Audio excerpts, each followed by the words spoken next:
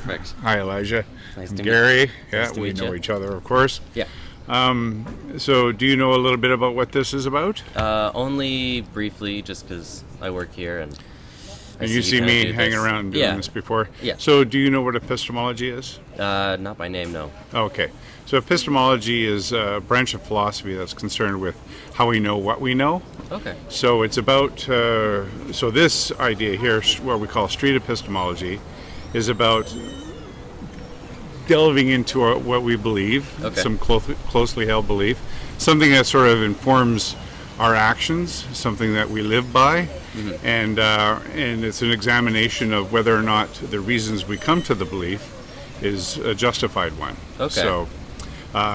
So is there a belief that you have in something, or in the way that the universe works, or how a religion, a god, a tarot, astrology, anything? I think that my belief system it's a little different than, most traditional.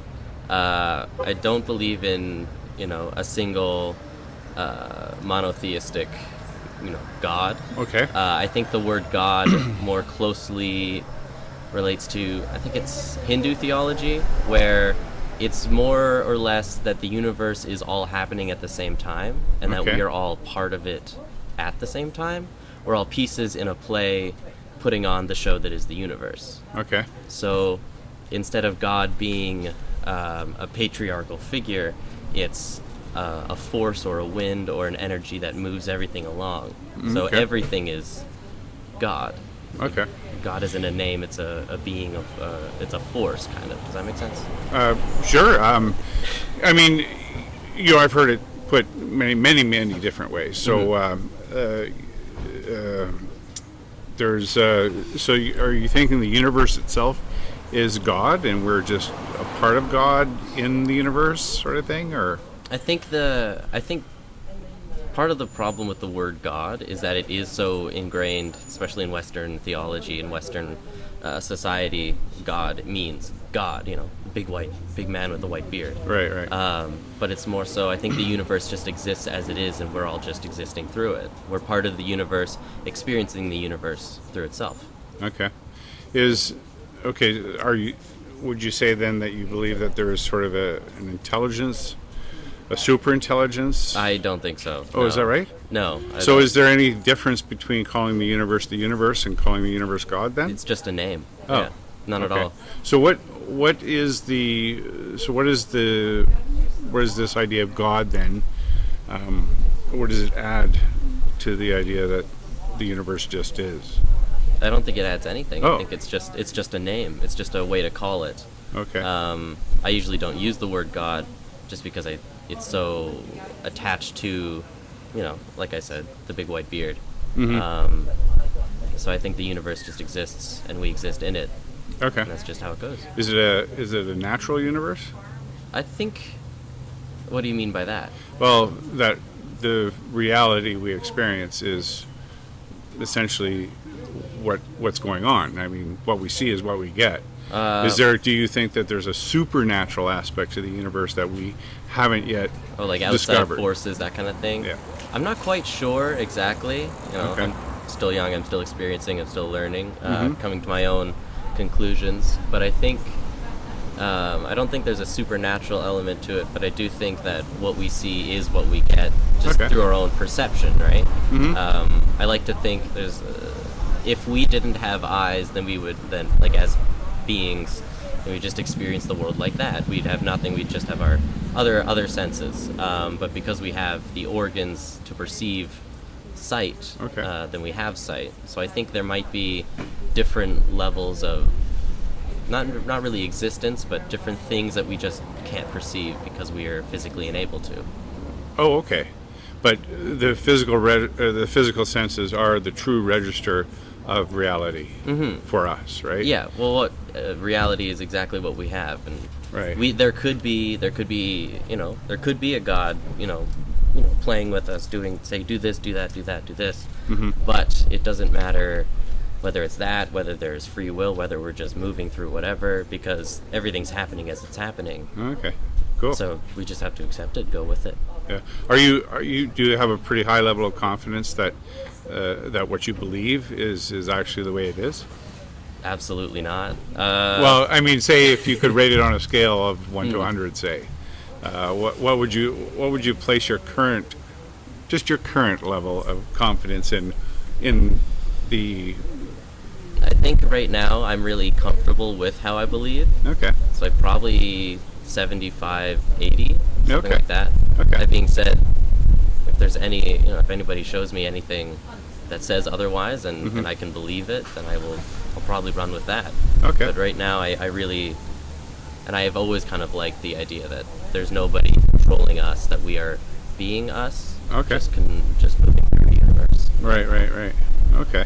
So, so that sounds to me like a very naturalistic worldview, where, as I say, what we see is what we get. Yeah. How did you get there? How did you come to this belief? I think a lot of it comes from my parents. Oh, is that right? Yeah. How would you characterize your parents' say religious beliefs? Oh. Or lack of? Yeah. Well, my dad has always been very of the mindset that he's not of one religion. He likes parts and beliefs of a lot of different religions. Okay. And he just takes what he likes and creates his own worldview. Okay. So instead of strictly being, Catholic or Jehovah's Witness or whatever, he's like, I like, these beliefs of love and acceptance and this and that, and he puts it all together just to create his own being. Okay. And then my mom is very spiritual in, the Mother Nature, Grandfather Moon. I can't remember. I think that's how it goes. Okay. But she's always been very of the mindset where the universe flows into everything, and there's an energy that pushes us all along. Oh, is that right? Mm-hmm. So I think that's where a lot of it comes from. Would you think then that there's an energy that pushes things along, or? I don't think so. Okay. Exactly. Okay. I don't think there's a spiritual power like that. Okay. I think everything just happens. Okay. And I like to think that we're the universe experiencing itself, because everything is part of the universe. Without everything else, there wouldn't be us. And without us, there wouldn't be everything else, because our perception of reality creates reality. Oh, is that right? Yeah. Okay, that's interesting. I think so. Okay. So is my reality the same as your reality? Entirely no. I don't think so. Entirely no? Or partially no? I think that everything... I think that we see a lot of the same... We can perceive everything the same, but it's how we internalize those perceptions and how we use those going forward as part of as we internalize those. I got you. That's completely different. So I think I understand. Correct me if I've got this wrong, but our realities aren't fundamentally different. Like that building exists as a building independent of how we perceive it, but certainly our interpretations of the world around us are influenced by our experiences and our interactions and all that kind. Is that what you're saying? Yeah, it's kind of like how, because we have rods and cones in our eyes that help us perceive color, right? Right. But everybody's eyes are made up differently. So you have different levels of rods and cones, and you might perceive red in a more intense way than the next person because theirs are different. Sure. So, or somebody might be colorblind. Yeah, exactly. Who can't tell the difference between red and green. We can look at this and we both say this is red, but the way this looks red to me could look completely different than the way red looks to you. Right. So it's real. It's right here. The reality is there, but it's the perception of it that's different. So and that's a function of our brains? Mm-hmm. That's a limitation of our physicalities. Okay. Yeah. Very interesting. Because it's like going back to we don't have the organ to perceive it, right? Magnetic fields or something like that. If we had a part of us, and you can actually do this, if you stick a rare earth magnet in your finger, when it heals, the nerve endings will kind of move, attach themselves to it, and you can learn to feel magnetic energies. So now you have a sixth sense where you can feel magnetic waves. So it's like if we all innately had that, then that would just be part of being human. Is, Right. oh, of course you can sense magnetic waves. We've always been able to do that. That's just how it is. Of course Right. we can see. Of course we can hear. So you're saying we could augment our current senses Mm-hmm. in other means in order to sort of expand or broaden the range of sensations or radiations that we're able to We can augment to a certain degree, but then I also think that there are levels of reality that we just can't understand. We Okay. can't perceive, can't even comprehend because we just can't. Okay. They just exist above or below us. So how would you characterize that? Like, I mean, you characterize it as above and below us, but what does that essentially mean? How does that impact I think it's reality? like an ant exists in its life. It's so small and it sees everything as it is, and that is its complete reality. It has no concept of money or power or anything Okay. like that. It is as it is, and if you scale that up, you get people. So we exist on our planet, and that's everything. But there might be another step up, like if there were another civilization or another being or another thing that could exist at a higher level like that. I think there's more to understand there, but we can't perceive it because we're right where we are. Right. But is the reality, the objective reality for an ant, for a human, and for an alien superior being the same thing? Subjective reality, everything around us, I'd say so, yeah. Okay, I didn't say subjective, I said objective. Oh, objective. So an objective reality existing independent of an experiencer. Yeah, I think that's what I meant. Okay. Is everything is solid. Right. This Subjective is here. reality is the brain, how we yeah. interpret it, and that's how it's different, right? Yeah. Okay.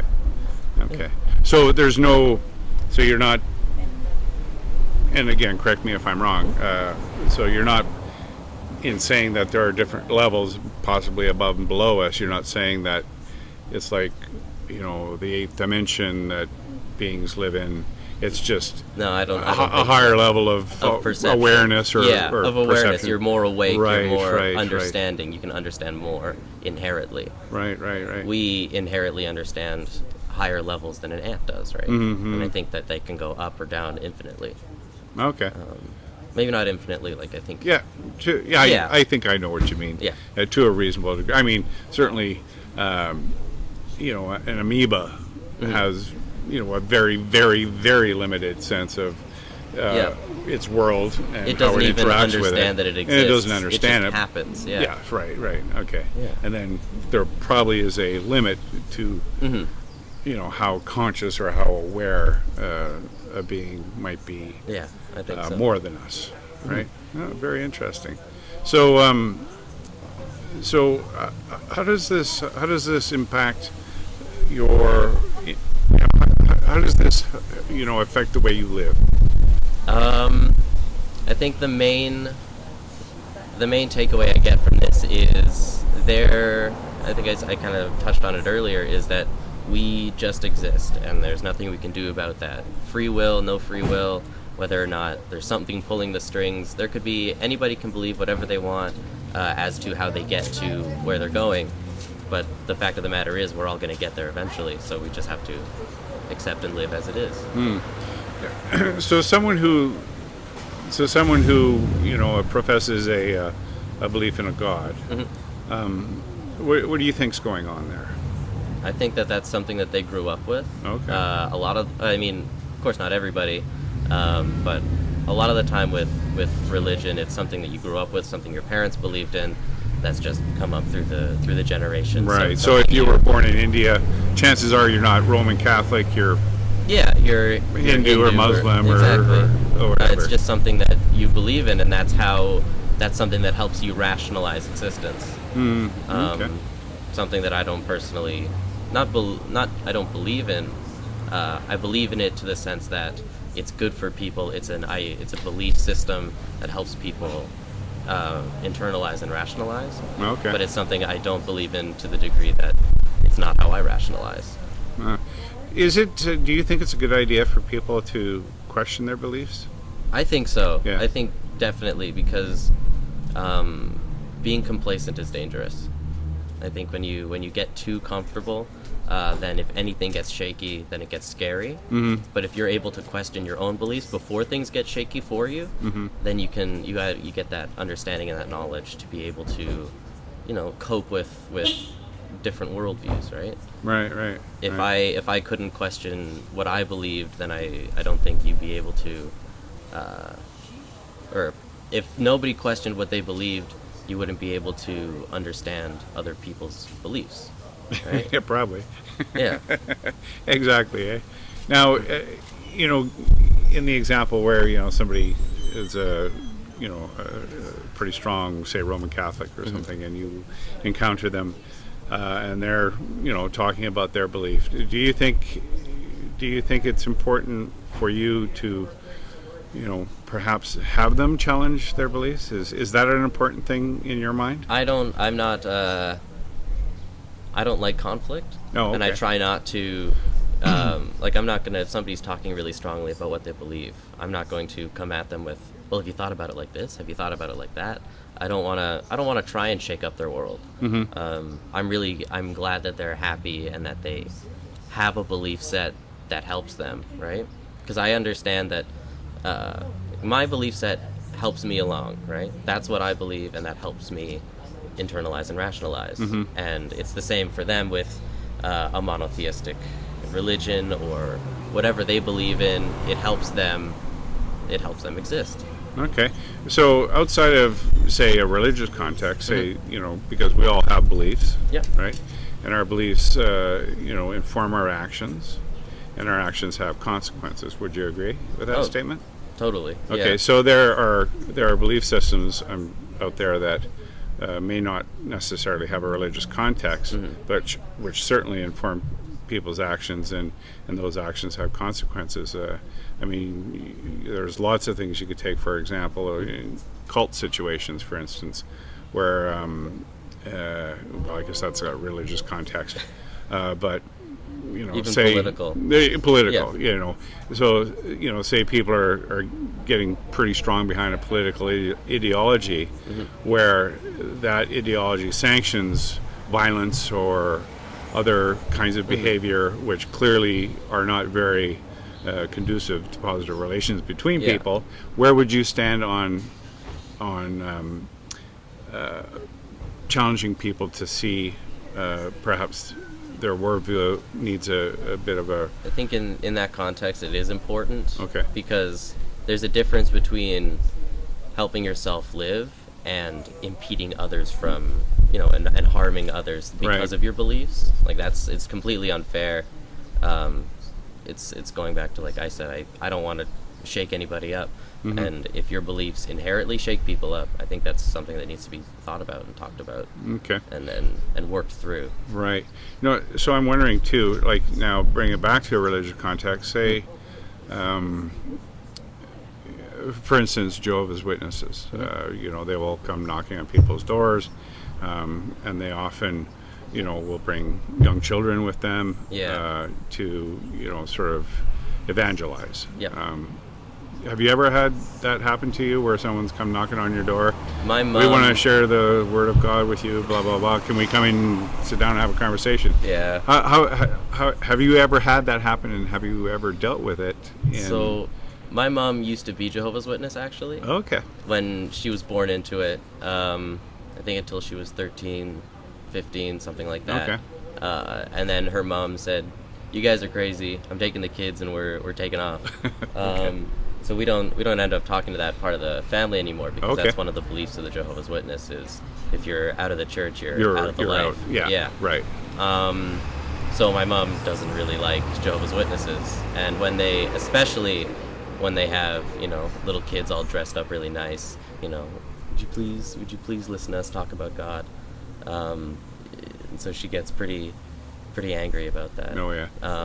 So when they come to the door, she'll tell them to get out of here, but if it's just me, I try and say that's okay. I already believe what I believe, and I don't think you can help me along otherwise. But thank you for trying. Okay, because I've had a couple of cases just more recently where I've actually had more substantial conversations with them to to sort of To try and ask them understand. questions Yeah. about how they've gotten to where they are and why. Yep. And they've gone away kind of going, or like, I hadn't quite thought about it in that way.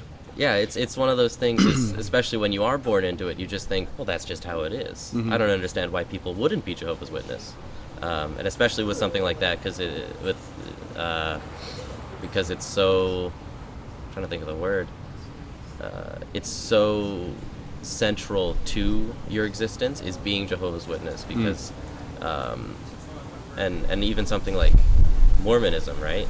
It's, you have to go off and do your mission, right? You have to go away for a couple of years, and everybody just gives 10% of their income to the church. That's just how it is. I don't know why it would be any other way. But when you actually start talking, then people can not question, but just start thinking about where it all comes from, and I think that's really interesting. Yeah. Right.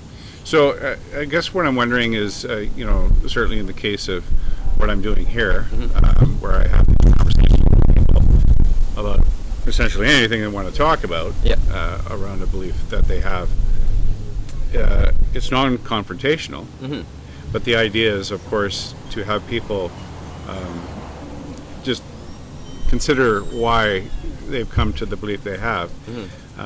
Because, as I say, beliefs inform actions, and actions have consequences. So in the case where you've indicated that a political ideology that leads to violent behavior, you would say, yes, that's an important place to help people correct, or to bring people to correct their way of thinking. Aren't there other kinds of harm, not violence, but sort of mental indoctrination, as in the case of Jehovah's Witnesses, I think where it might be important to sit down at certain opportunities and say, what do you think? Yeah, you know what I mean? think it's definitely important to think about, because being, like I said, being complacent it can be dangerous, and that's how a lot of religions kind of draw you in, is that it's, hey, look, if you just believe this, then you don't have to worry about, you don't have to worry about dying, or you don't have to worry about this and that. It's all, we've got the answers. Don't worry about it. Come to us. We'll take a little bit of your money. It'll be great. And I think that can be, of course, there's nothing wrong with giving your money to your church because it's something you believe in, and if it helps you along. But I do have a problem with how, with blindly giving your money. Does that make sense? Blindly giving faith. Well, what is define faith? Maybe. I think faith is having a complacency in how you think. So, being faithful to a monotheistic God, the God, would be, just believing that they exist and that they are all good, and they kind of. Again, I'm trying to think of the words. No, that's good. It's good. It's good to see you working it through. I've heard of one definition of faith. Okay. Faith is belief without evidence. Yeah. Would that be I think that's a reasonable definition? I think that's there. So you've indicated to me that your beliefs are based certainly on the natural world, empirical data, your senses, and the limit to which those are able to inform you is the limit to which you give them any merit. Would that be right? Yeah, I think so. So in the case of faith, where people are using faith to sort of inform their worldview, is that not by its very nature a departure from reality? I think so. I think that would be. Yeah. I don't know. I never thought about it like that. Yeah. That's interesting. So, like what you're saying would be that faithfully believing in something is taking away from experiencing the natural world as it is. Right. Because you're believing in something which is further. Not real, right? Yeah. Something that, well, I don't want to say not real, but not proven to be. Well, yeah, no in evidence. Existence. You're Yeah, right. You're yeah, right. yeah. Something that is not supported by the evidence. Mm-hmm. For instance, like believing in ghosts. Okay, yeah. There's no evidence to support the idea that there's ghosts, Mm-hmm. but there's a lot of people who believe in ghosts, and some people have actions or behaviors Mm-hmm. which are fashioned around their belief in ghosts. They won't go into a certain house. They won't go into a graveyard after midnight, or they won't open the closet after they've gone to bed because they think there's, you know what I mean? So I think there's certain irrational behaviors which are in their minds justified based on their beliefs, which are not consistent with the evidence of reality. Okay. Is that well, right? I think that, yeah, they're not consistent with objective reality, Right. but definitely their subjective reality. Right. It is part of who they are. They Right. believe, if I don't check under the bed before I go to bed, I'm going to get eaten, so I Right. might as well check. Yeah. And that's just part of who they are, and Right. that's completely okay. Is it? I think so. Okay. I think Because of course it's not an absolute, right? It's a case by case. Checking under the bed for monsters isn't hurting anybody. Checking around the corner for people you deem unworthy probably is. Checking your shoulders, that kind of thing. Like that causes a kind of unrest and Anxiety, distrust. Right. In Paranoia. culture. Right. But something like monsters, I think that's fine. Yeah. So do you see that there's potentially a slippery slope in there? Mm-hmm. That, checking under the bed can lead to these other irrational behaviors? Mm-hmm. Because one's not really examining the reasons they've gotten to why they believe the things they believe they... Mm-hmm. You know what I mean? Yeah, definitely. Yeah. I think that because it's all relative, right? Everything is relative to yourself. Okay. And so checking under the bed definitely could lead to being paranoid, leads to this and this and this, goes on to eventually you're scared of people in public, right? Right. Because they're just monsters. Yeah. Like collecting boxes of Ritz's crackers could seem fairly innocuous. Yeah. Until your house is full of Ritz cracker Ritz boxes. crackers. Yeah, I guess so. Yeah. So, even acknowledging that there is this potential for slippery slope when someone is basing their, worldview on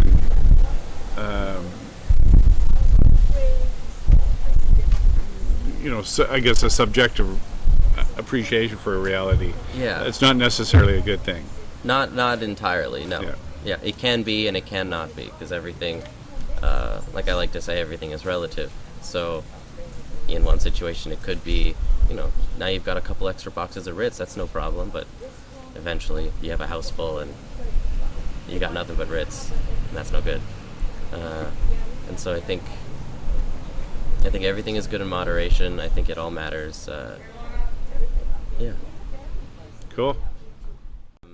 I got a lot of, I don't want to say a lot, but I got a lot of inspiration from philosopher Alan Watts.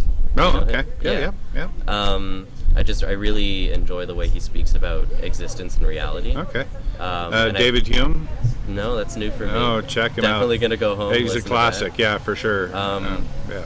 But I like, and of course I don't want to just, when I started listening to him, I will admit, I was just, regurgitating what he said, but I took some time to think about it, because I've been listening to him for a few years now, and after having thought about it, I'm like, well, I like this, but I don't really like that aspect of how he says it. Right.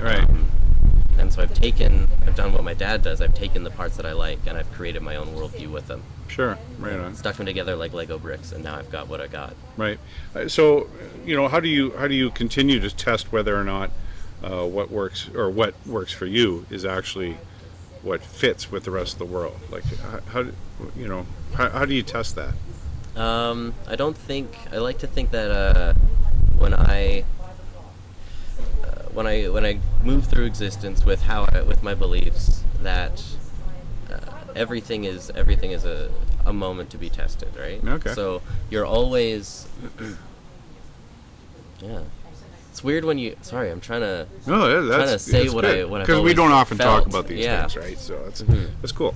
Yeah, it's just my worldview is always changing because every moment is a moment to learn. Okay. And so I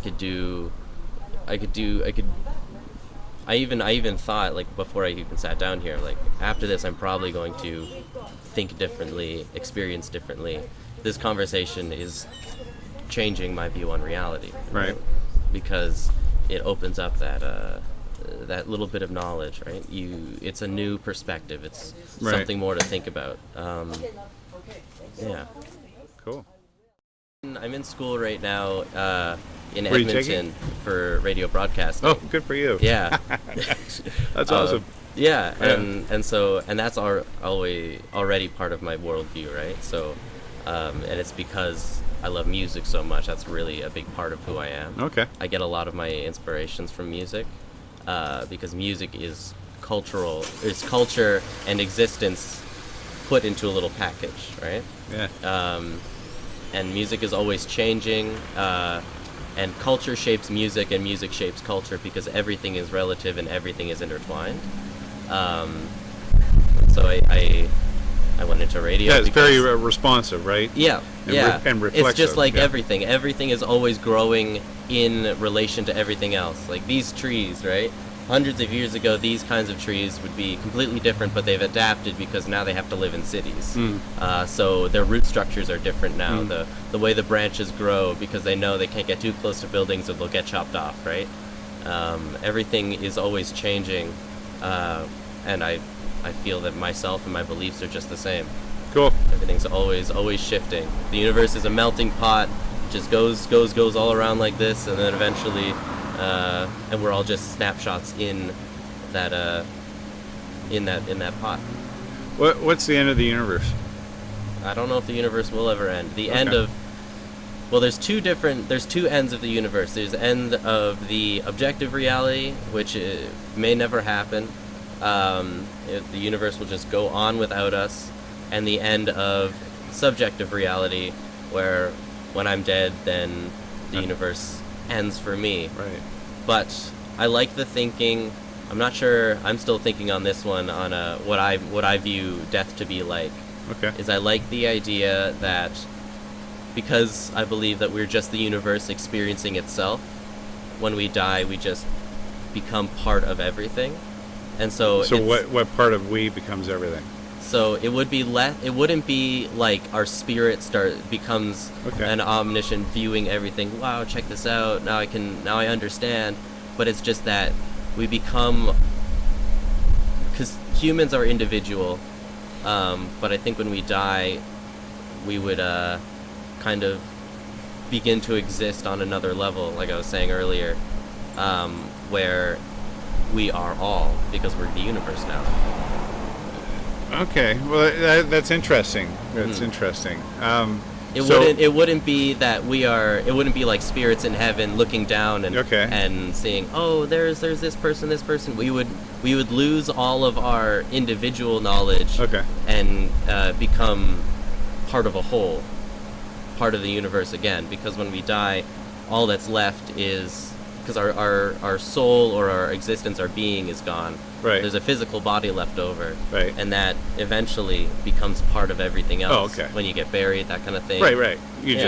All your atoms just end up going into the soil. And I really like, you could be a tree in a few years or something, right? I really like the idea of, and it's not like reincarnation where you become the tree. It's just that you are becoming part of everything. Yeah. And I like the idea, like I'm not. It was weird. It was a weird moment for me when I was like, I'm kind of excited to die. Not because I hate living, but because when I do, my energies and my being will become part of everything else. And I'll be able to give back to the earth and to the universe. But aren't you doing that as you live? Exactly. Oh. But it'll be more in a way of like nutrients and energy flowing back into creating more trees, like that kind of thing. Cool. Does that make sense? Yeah. Yeah. It's very Yeah. different. Well, no, I mean, I do get a sense that, you know, there's almost a spiritual element to what you're saying, but maybe not spiritual, just maybe awe, right? Yeah. Just maybe an awe Just for, a for the feeling world. There you go. Yeah. I like that. Yeah. Right on. Hey, well, thanks so much for the time taking to talk to me. And like I say, anytime you want to do this again,